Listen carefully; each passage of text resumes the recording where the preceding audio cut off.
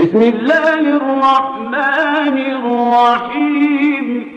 Assalamu alaikum wa rahmatullahi wa barakatuhu, mes chers frères et sœurs en islam. Aujourd'hui, on va parler de quelqu'un qui a marqué l'histoire islamique. Je veux parler de celui qui est décrit comme le cinquième des califes bien guidés, Omar ibn Abdul Aziz. Au début du 8e siècle, le califat omeyyade est à son apogée territorial. Cependant, malgré cette prospérité apparente, des tensions internes agitent l'empire. Le pouvoir omeyyade, souvent perçu comme aristocratique et déconnecté des réalités des musulmans, est critiqué pour ses excès et ses inégalités sociales. C'est dans ce contexte que surgit la figure lumineuse de Omar ibn Abdul Aziz, un calife qui allait incarner la justice et les valeurs de l'islam dans leur plus grande pureté.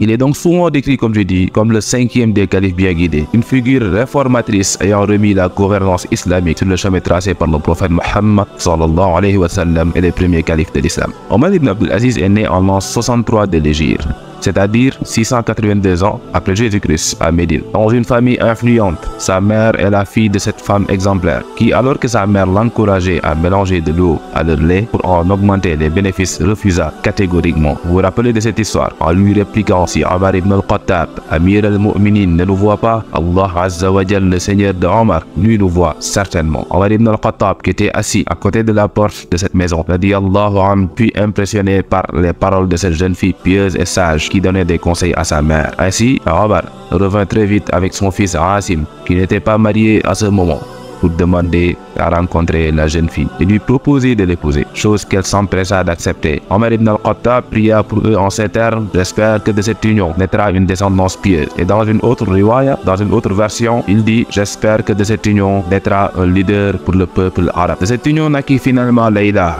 qui allait devenir la mère de Omar ibn Abdul Aziz. Dès sa naissance, on sentait que cet enfant serait béni par Allah. Sa lignée prestigieuse liait son nom donc à l'un des plus grands exemples de justice dans l'histoire islamique, Omar ibn al-Khattab, ce qui allait profondément marquer sa vie et son éducation. Son père, Abdel Aziz, était gouverneur d'Égypte et il veilla à ce que son fils soit instruit dans les sciences religieuses dès son plus jeune âge. Sa mère, Layla, joua aussi un rôle crucial dans son éducation. Elle veillait à ce qu'il grandisse avec une conscience aiguë des responsabilités morales et spirituelles d'un dirigeant.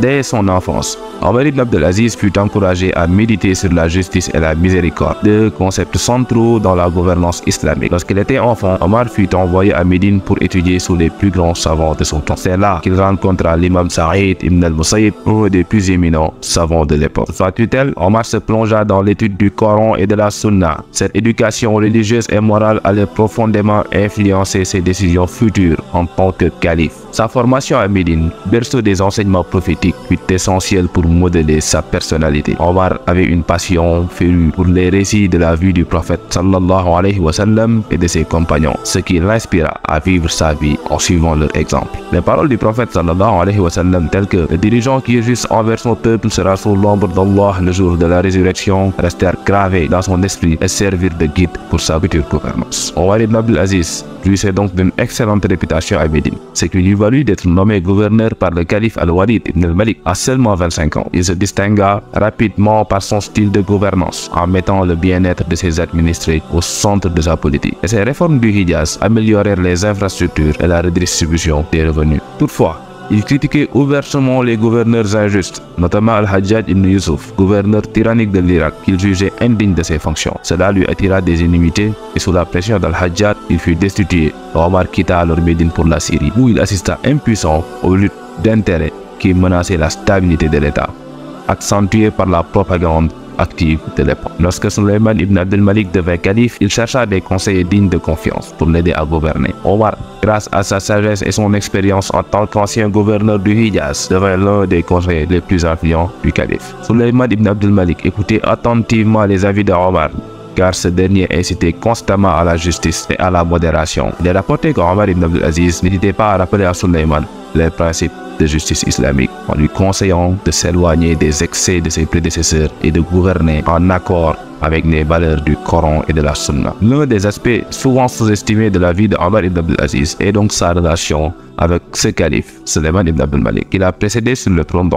Omar servait comme conseiller proche de Sulayman et malgré leurs différences de caractère, il finira par exercer une influence profonde sur lui. Un jour, alors que Sulayman envisageait une campagne militaire coûteuse, Omar lui rappela l'importance de la justice et de la responsabilité envers son peuple. Il dit en ces termes: Ya Sulayman, la force d'un dirigeant ne réside pas dans l'expansion territoriale, mais dans sa capacité à protéger les droits des faibles et à garantir la justice. Sulayman ibn Abdul Malik, impressionné par la sagesse de son cousin, répondit: Tu parles comme ton grand-père, Omar ibn al-Khattab. Que puis-je faire pour être aussi juste que lui? Omar lui conseilla de se repentir souvent et de prendre en considération les pauvres. Il lui cita le verset: يا أيها الذين آمنوا كونوا قوامين بالقسط شهداء لله ولو على أنفسكم أو الوالدين والأقربين. Ô vous qui croyez, soyez fermes dans la justice et soyez des témoins équitables pour Allah, même si cela est contre vous-même, vos parents ou vos proches. Surat An-Nisa, verset 135. Après la mort de Sulayman en 717, Omar fut désigné comme successeur. Son accession au pouvoir fut marquée par un changement immédiat dans le style de gouvernance. Contrairement à ses prédécesseurs qui vivaient dans le luxe, Omar se débarrassa des palais et des habits somptueux. Il préféra vivre modestement, s'habiller simplement et refusa les privilèges de la royauté. On raconte qu'à peine intronisé, il refusa de monter sur le trône, expliquant: Je suis le serviteur d'Allah et je suis ici pour servir la Ummah. Je ne suis pas au-dessus d'elle. Il ordonna alors que l'immense fortune accumulée par les califes omeyyades soit redistribuée aux pauvres et aux nécessiteux.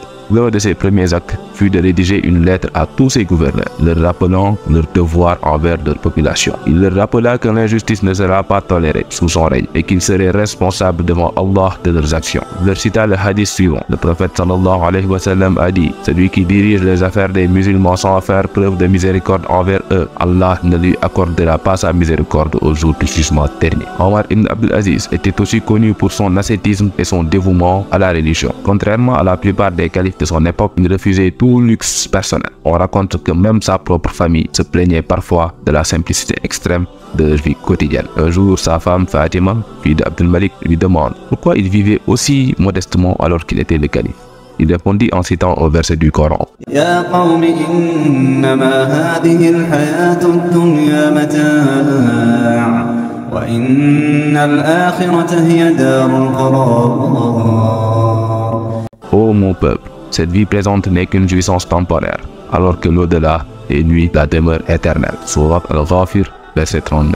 Son dévouement à la justice était tel qu'on disait qu'au temps de son califat, même les loups et les moutons cohabitaient pacifiquement. Tant la justice était respectée dans tout l'empire, un de ses compagnons lui demanda: Ya Amir al-Mu'minin, comment fais-tu pour maintenir une telle paix? Il répondit: Lorsque la justice est établie sur terre, même les animaux sont de la paix. Omar entreprit de vastes réformes économiques, sociales et administratives. Il mit fin à la pratique de l'oppression fiscale des non-musulmans, les dhimmis, et abolit les taxes injustes imposées aux plus pauvres. Il décréta que toute terre confisquée illégalement devait être restituée à ses propriétaires légitimes. Une histoire raconte que lorsqu'un homme vint se plaindre à Omar d'une injustice fiscale, Omar ne se contenta pas de répondre par des paroles de compassion, mais il ordonna une enquête approfondie. Quand il découvrit que l'homme avait été lésé, il lui rendit non seulement la somme injustement prélevée, mais il licencia également le fonctionnaire responsable. Les érudits musulmans sont unanimes sur le fait qu'Omar ibn Abdul Aziz fut un des mujaddid, ces réformateurs que le prophète sallallahu alayhi wa sallam a mentionné dans ce hadith. Allah enverra à cette umma au début de chaque siècle un réformateur qui revivifiera la religion. Sous son règne, l'empire omeyyade retrouva la vraie essence de la justice islamique. Il était si scrupuleux dans ses actions qu'il veillait à ne pas utiliser les ressources de l'État pour ses besoins personnels. Un soir, alors qu'il était dans son palais et qu'un visiteur arriva pour discuter des questions de l'État, Omar éteignit immédiatement la lampe à huile financée par le trésor public et alluma une autre lampe, expliquant qu'il ne pouvait utiliser les fonds publics pour des affaires personnelles. La vie de Omar ibn Abdul Aziz est un modèle intemporel de justice, de modestie et de piété. Son règne, bien que court, seulement 2 ans et demi, est resté gravé dans l'histoire comme une période où la vraie essence de l'islam triompha. Que son exemple continue de nous inspirer dans notre quête de justice et de droiture. Ne laissons pas ces récits historiques rester dans les livres. Faisons ces enseignements des réalités dans nos vies. Que chacun de nous soit un ambassadeur de la justice et de l'humilité dans ce monde. Allah nous accorde la capacité de suivre les pas de Omar ibn Abdul Aziz et de tous ceux qui ont consacré leur vie à la vérité. Partagez cette vidéo, parlez-en autour de vous et unissons-nous pour construire une communauté où la justice et la piété triomphent.